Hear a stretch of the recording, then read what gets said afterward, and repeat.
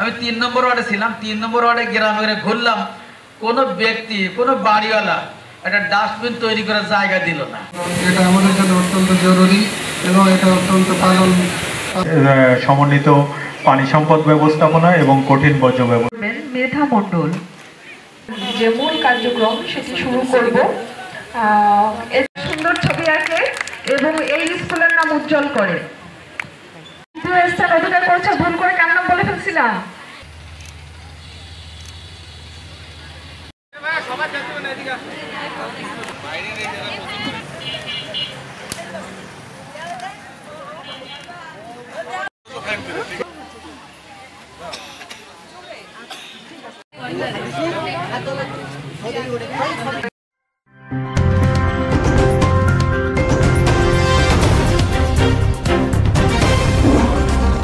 Voice of Tiger.